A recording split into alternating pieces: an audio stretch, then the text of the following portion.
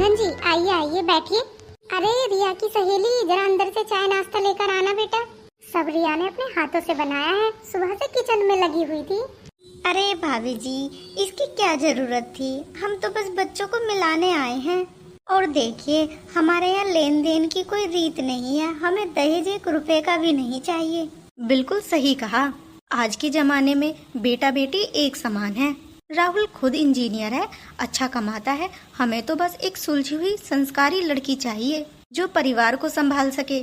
आप जैसे लोग किस्मत से मिलते हैं भाई साहब, वरना आज के समय में तो लोग लड़की देखते ही पहले डिमांड की लिस्ट थमा देते हैं। तुम जाओ रिया को बाहर लेकर आओ। रिया बेटा, आ गई रिया बेटा। आओ बेटा, यहाँ सामने ही बैठ जाओ। नाम क्या है तुम्हारा? जी रिया। बेटा रिया, राहुल तुमसे कुछ बात करना चाहता है, तुम दोनों आराम से बात कर लो, कोई हिचकिचाहट मत रखना। रिया, मैं बहुत सीधा इंसान हूँ और खुलकर बात करने पर यकीन रखता हूँ। क्या तुम पर इस शादी के लिए मम्मी पापा का कोई दबाव है? मतलब तुम अपनी मर्जी से यह शादी कर रही हो ना? हाँ, दबाव तो पूरा है, पर अभी हाँ कहना पड़ेगा वरना फोन छिन जाएगा। नहीं जी, ऐसा कुछ नहीं है। मम्मी पापा जो भी फैसला करते हैं मेरे अच्छे के लिए ही करते हैं। बहुत अच्छे विचार हैं आपके। और आगे लाइफ को लेकर, करियर को लेकर क्या सोचा है? अगर आप शादी के बाद जॉब करना चाहो या आगे पढ़ना चाहो तो मुझे कोई एतराज नहीं है, मैं हमेशा सपोर्ट करूँगा। जी शुक्रिया, मुझे आगे पढ़ाई भी करनी है और जॉब भी। अरे वाह, हमें ऐसी ही बहू चाहिए जो अपने पैरों पर खड़ी हो। हमारी तरफ से तो रिश्ता पक्का समझिए। चलिए मुंह मीठा कराइए। तो चलिए इजाजत दीजिए समधी जी, हम भी चलते हैं अब। जी आपका बहुत बहुत शुक्रिया, आते रहिएगा। क्या रिश्ता पक्का समझिए? मुझसे पूछा किसी ने? मुझे नहीं करनी ये शादी। अरे अभी तो तू गाय बनी बैठी थी उनके सामने, और अब ये क्या बदतमीजी है। हाँ रिया, ये क्या रूप अख्तियार कर लिया है तूने। इतना हीरे जैसा लड़का है राहुल, कोई दहेज नहीं मांग रहे हैं, तेरी पढ़ाई और जॉब के लिए भी हाँ कह दिया है। और क्या चाहिए तुझे? अरे मम्मी, वो लड़का कितना बोरिंग है, देखा नहीं कैसे बुजुर्गों की तरह बात कर रहा था। करियर को लेकर क्या सोचा है? अरे मुझे अपनी लाइफ जीनी है, दोस्तों के साथ पार्टी करनी है, क्लब जाना है, रील्स बनानी है। उस सीधे साधे लड़के के साथ मैं बोर होकर मर जाऊंगी। चुप कर, तेरी रील्स और दोस्तों के साथ आवारागर्दी अब बंद होगी। अगले ही महीने सगाई की तारीख पक्की कर रहा हूँ। चुपचाप शादी की तैयारी कर, वरना घर से निकालना बंद कर दूंगा। अपने कमरे में जा रही हूँ, मेरे पीछे पीछे मत आना। कितनी बदतमीज लड़की है, हमारे लाड प्यार ने ही इसे बिगाड़ा है। बच्चों को जितनी छूट और आजादी दो ना, उतने ही सर पे चढ़ जाते हैं। रिया, क्या हुआ, इतनी सैड क्यों है तू? पिंकी यार मैं क्या करूँ, पापा तो अड़ गए हैं, अगले महीने सगाई है। मुझे उस राहुल से अपना पीछा छुड़वाना ही होगा, लेकिन मुझे अभी शादी करनी ही नहीं है। यार रिया, तू राहुल को साफ साफ मना क्यों नहीं कर देती? बोल दे कि तू किसी और से प्यार करती है। बोला था ये मैंने, पर पापा ने कहा कि अगर कोई लड़का है तो सामने लाओ, वरना राहुल से ही शादी होगी। अब मैं कहाँ से बॉयफ्रेंड लाऊं? मेरा तो कोई बॉयफ्रेंड भी नहीं है। एक काम करते हैं, आजकल मार्केट में सब कुछ किराए पर मिलता है, क्यों ना हम 2-4 दिन के लिए एक नकली बॉयफ्रेंड किराए पर हायर कर लें। उसके साथ कुछ ऐसी फोटोज और वीडियोस बनवाते हैं जिसे देखकर राहुल खुद डर कर रिश्ता तोड़ दे। अरे वाह यार पिंकी, क्या दिमाग पाया है तूने। चल किसी लड़के को ढूंढते हैं जो पैसों के लिए कुछ भी करने को तैयार हो जाए। पापा आप? पिंकी बेटा, रिया की कल सगाई है, तुम यहीं पर रुक जाना। पर पापा, हमारी माँ की साड़ी रखी हुई है ना, वही पहन लेना। 2 महीने के लिए राहुल बेंगलोर जा रहा है, इसलिए कल ही सगाई करनी होगी। मैं डेकोरेशन वाले को घर पर ही बुला लेता हूँ। अब क्या करेगी तू? ये सगाई तो करनी ही पड़ेगी अब मुझे। रिया, तुम ठीक हो ना? स्टेज पर आने के बाद तुमने मुझसे एक बार भी मुस्कुराकर बात नहीं की, कोई परेशानी है? ओ प्लीज, हर 2 मिनट में मुझसे सवाल मत पूछा करो, मुझे सिर दर्द हो रहा है। अरे मैंने तो बस तुम्हारी फिक्र में पूछा। अगर तबीयत ठीक नहीं है तो अंदर चलकर आराम कर लो, मैं आंटी से बोल देता हूँ। मैंने कहा ना, मुझे तुम्हारी फिक्र की कोई जरूरत नहीं है, तुम अपने काम से काम रखो। ये लो बेटा रिया, ये हमारे खानदानी कंगन है, इसे पहन लो। आंटी जी, ये डिजाइन कितना ओल्ड फैशन है, आजकल ऐसी भारी चूड़ियाँ कौन पहनता है? मेरी साड़ी के साथ बिल्कुल मैच नहीं कर रहा, मैं इसे बाद में देखूंगी, अभी रख दीजिए। बेटी, ये तो हमारा आशीर्वाद है।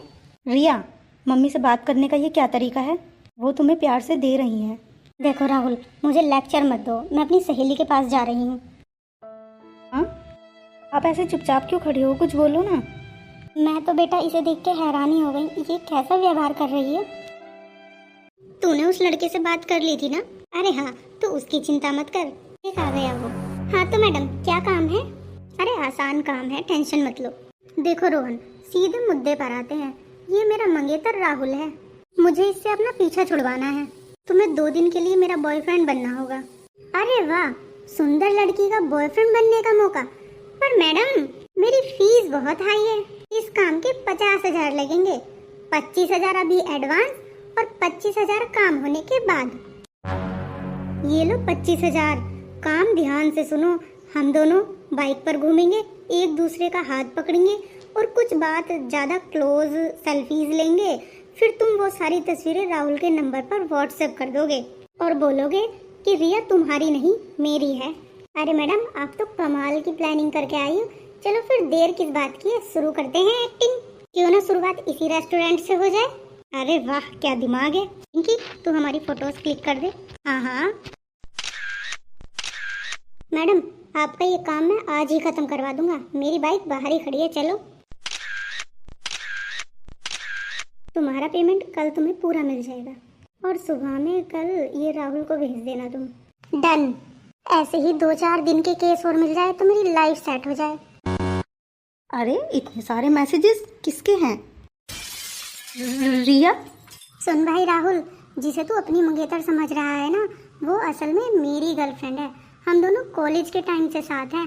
वो तो घर वालों के दबाव में तुझसे शादी कर रही है, पर वो खुश सिर्फ मेरे साथ रहती है। यकीन तो हो गया होगा फोटोज देखकर। खुद ही पीछे हट जा वरना अच्छा नहीं होगा। हेलो पापा, आप घर पर हो? हाँ, अभी मम्मा को लेके रिया के घर पहुंचो, मैं भी अभी पहुंचता हूँ, कुछ बात करनी है। अरे समधी जी, अचानक इस वक्त? सब खैरियत तो है ना? आइए बैठिए।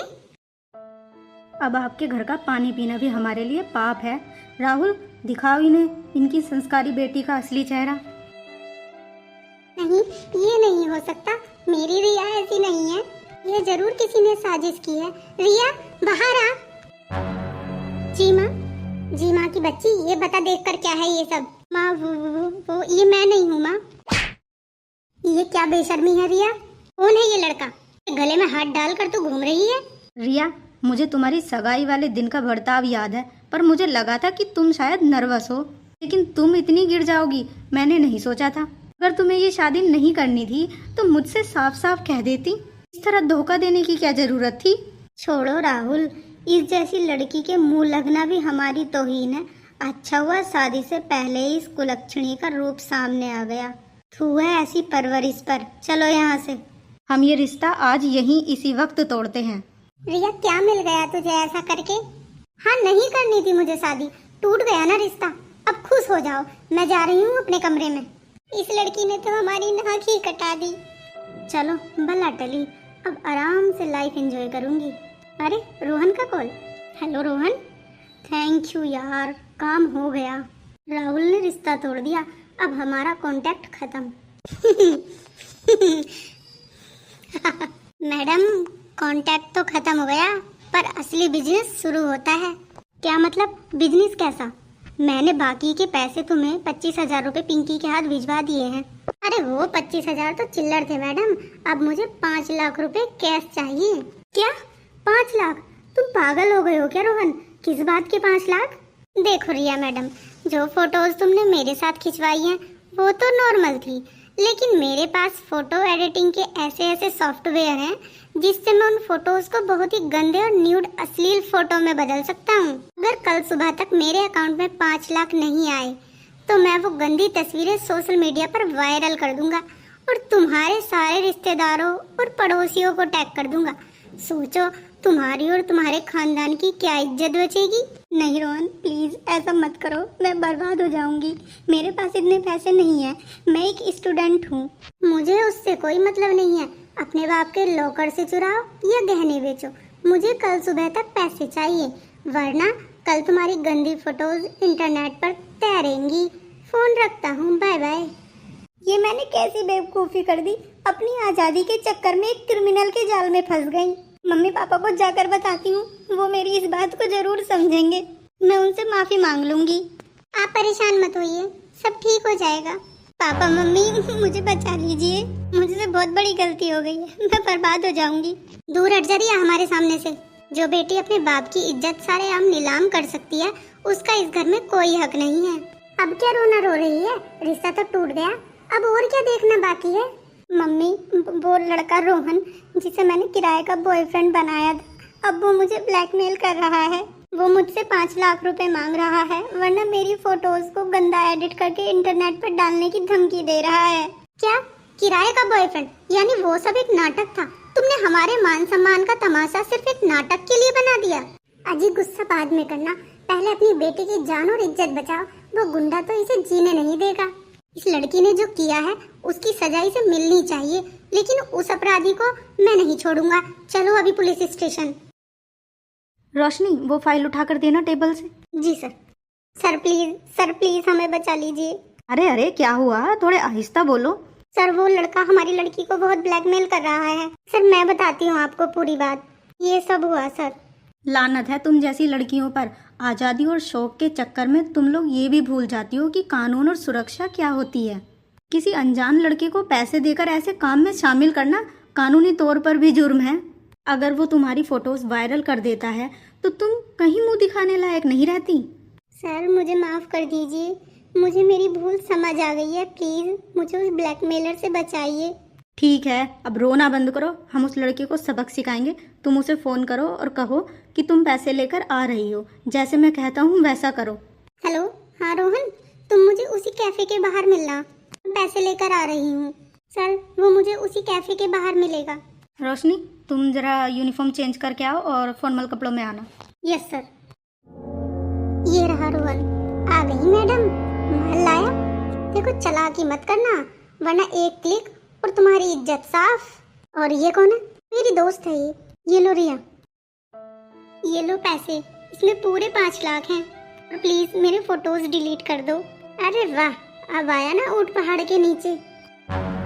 क्यों बे शातिर, बहुत बड़ा ब्लैकमेलर बनता है, लड़कियों को डराकर पैसे ऐंठता है। चल अब जेल में चक्की पीसना। सर मुझे माफ कर दीजिए, मुझसे गलती हो गई। मैं सारे फोटोज अभी डिलीट कर देता हूँ। रोशनी इसके हाथ में हथकड़ी लगाओ और इसका फोन जब्त करो। साइबर सेल को भेजकर इसका सारा डेटा डिलीट करवाओ। तू तो चल बेटा जेल में चक्की पीसना अब। अरे रिया को फोन लगाकर पूछो ना, वो अब तक क्यों नहीं आई।